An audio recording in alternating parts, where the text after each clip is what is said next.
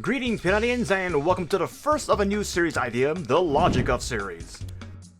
This series will go over the logic of certain topics, while at the same time explaining generally what the topic or subject is. Take note that all the videos in this Logic of series that I plan to work on, all of what I say are more or less generally my opinion and perspective on these topics. Overall, I doubt that we will all have the same perspective, but this is more or less a way to help people get a general grasp of the topic as well as how to view things. Also, for the next Logic of video, I'd appreciate if you guys let me know down in the comments if you prefer this editing style or the one in the next video. The next video will have a simpler style, less so like this video, but more so of an improved version of my usual event guides. And now to get to the point of the video. The first topic is one that I keep seeing on class discords and on my Twitch stream, and that being, when and or should I bother upgrading Sol Janus for my Hexa Matrix? Before we get into the logic of when and or should you upgrade Sol Janus, let's go over what Sol Janus actually is. Sol Janus is the first and currently only Common Core skill for the Hexa Matrix system. This skill is a great training and quality of life skill for certain content in MapleStory. The skill itself has a passive increase to EXP when training, while it also has two other active functions. Sol Janus has two active modes, one of which is called the Dawn Mode, which has stationary orbs that you can place down that actively attack for you, allowing you to cover more ground while allowing for mostly stationary farming and training for most classes.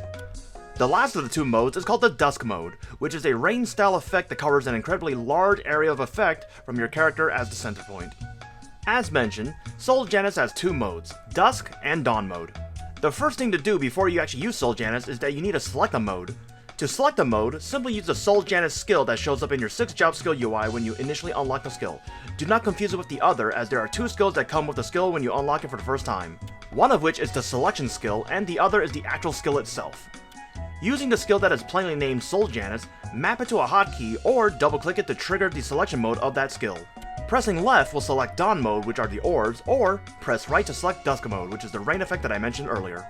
Now, to use Dawn Mode, it is highly recommended to hotkey the skill called Sol Janus Dawn. Using the skill we just mentioned will allow you to place an orb down in a place of your choosing. This skill does not need a solid surface to place down, as you can also jump and place it midair as well, allowing you to be a bit more creative in your map coverage with the skill. As for Dusk Mode, assuming you're still on Dawn Mode, use the selector skill that is plainly named Sol Janus again and then click right. Once you've done that, you will be now in Dusk Mode. And unlike the previous mentioned Dawn Mode, this version does not actually need to be hotkeyed, but hotkeying the skill will allow you to see the activation of the skill and its cooldown. To use Dusk Mode, all you have to do is go around and start attacking mobs. Doing so will automatically activate the rain effect and kill mobs that your mobbing skill missed. This skill is great for classes that can lazily cover large maps such as Bowmasters, Nightwalkers, Demon Slayers, and several others.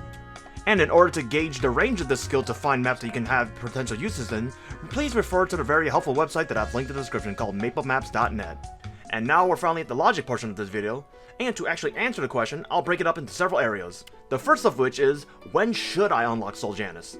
Unlocking Sol Janus calls a large investment of 125 fragments, which is what I'm betting is what made you ask this question to begin with. To put it simply, if the character in question is a mule and will never, or not trained consistently enough, I would never unlock it unless you want the quality of life for Dusk Mode for something like dailies. And as for mains, I would highly recommend that you consider unlocking Sol Janus to have it in your toolbox for both dailies and your training. And depending on your class, you won't actually really need the additional summon to help you with map coverage, but just having the level 1 skill will be a great creature comfort for a majority of the player base. And a potential follow-up question I feel that most people have is, I have it unlocked, but when and how should I level up Sol Janus? Having level 1 Sol Janus will be more than enough for most maps, though with varying degrees of comfort depending on what class you're playing on, as some classes have more summons than others. But to give a little bit more of a simple breakdown, I've made a criteria list for starters, and if anyone actually wants further details, they'll be in the next portion of this video. And as for the criteria list, level 10 unlocks a second orb for Dawn Mode. And the following reasons are the reason why you would want to get level 10, and those being, if you want better comfort and or availability for bigger maps, or if you plan to train often, the increased passive EXP will be a great benefit. And to provide a little bit of context, going from level 9 to 10 has an 11% passive EXP jump versus the 2% that you get for each level instead. For level 15, Dusk Mode gains 1 extra mob hit per attack. You would go for level 15 if you are either playing a class that will benefit from having that extra mob hit, or if you simply want the increased passive EXP, as level 14 to 15 does not have the similar effect from 9 to 10. As for level 20, this unlocks the third and final orb for Dawn Mode. You would want to get to level 20 if you want the ability to do less popular maps to take advantage of the off-event/off-peak hours for burning maps, or to be able to find maps with low risk of losing your map for bounty portals. or if you just want to increase passive EXP. And for context again, going from level 19 to 20 has a 12% passive EXP increase versus the 11% from 9 to 10. And the final threshold is level 30. Level 30 Dusk Mode gains 1 extra mob hit. Getting to level 30 is strictly for the final mob hit for Dusk Mode and for the plus 100% passive EXP that it provides. There's no really any better way to put this than if you want the max benefit just because you want it. Janus has no true need criteria one would really consider, it is simply a want factor. And another follow-up question that you may have is the following. How do I effectively level up Sol Janus and work on my mastery and boost cores? And before I get too in-depth on this, there's always the subject of interactive versus heroic servers, or regular versus reboot servers, for something like this. Honestly, as regular servers are able to obtain fragments at a higher rate due to frenzy totems, or for the fact that you can just buy them outright in the auction house, you could just simply view it as the following.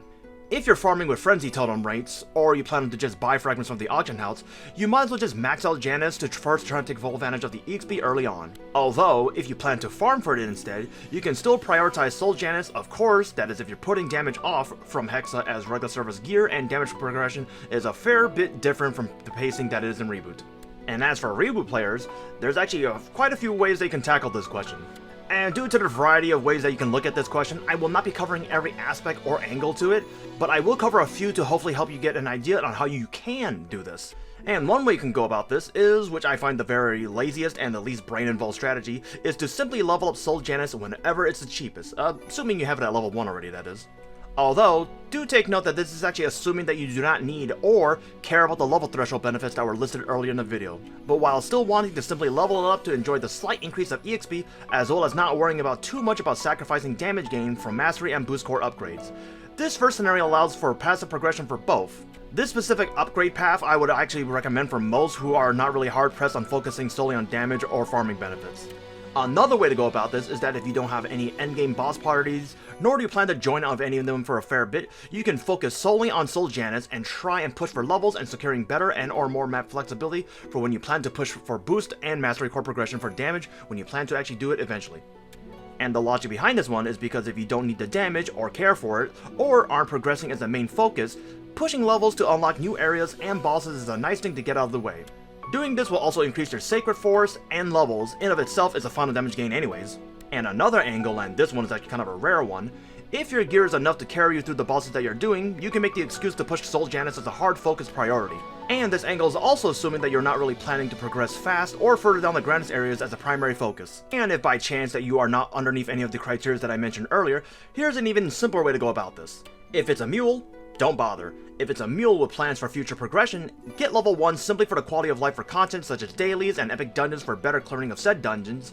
That, and you can get the initial unlock out of the way for when you actually return to said character to push it further, because the level 1 unlock costs 125 fragments and that takes a while. Or, if it's a character that you're going to be farming on decently a lot, be it a mule or main, getting to level 10 and stopping there is generally where most will go for and end the levelings for Janus overall, as it allows for overall access and comfort for majority of the maps in Grandis. Or, if it's a Dust Farmer type class, getting to level 15 should be a goal if you want a better, if at all a slightly better, clearance of maps. Or another one is, if that you want to be able to comfortably farm in a majority of maps, getting to level 20 is where you might want to go to. Another reason to get to level 20, which is a personal reason for myself, was so I can gain access to lazily farm in Cave 4 in Carcion, while allowing me to take advantage of bounty portals and not worry about losing my map, as the maps have a very low traffic rate. And my reasoning for the bounty portals and EXP rates will be covered in another video in the future, but I'm still gathering data for that right now. And lastly, for level 30, you will only really go for this for 3 reasons that I can actually think of. 1, you want to focus on training more so than getting damage via mastery and boost cores. 2, you max everything if you have nothing else to dump fragments into. Or 3, you just want it. Other than that, those are all the things and ways that I go about looking for Sol Janus, and if you have any ideas or suggestions that you wish to share with us on this topic, please feel free to comment down below to discuss. Hi everyone, Peter here again.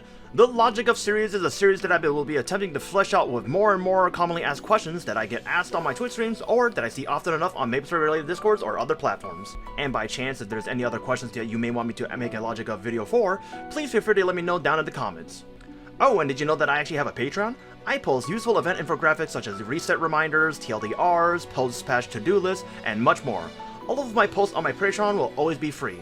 I use Patreon more so as a single place to upload such infographics, thinking of it as like a newsletter page, though any and all support is appreciated. And speaking of support, I plan to actually eventually dual stream onto YouTube, and don't worry, I will not be doing it on this YouTube channel, but I will be instead of repurposing my Twitch VOD YouTube as a primary for that one. So don't worry about getting pinged on this YouTube channel for streams if you only follow this channel for guides. The current goal for that channel is to get to 1,000 subscribers. If you want to watch when I go live, or want to help me reach my goal in general, please head down to the description for the link to that channel. And with that being said, thanks for watching the continued support, and I hope to see you all in the next video. Bye!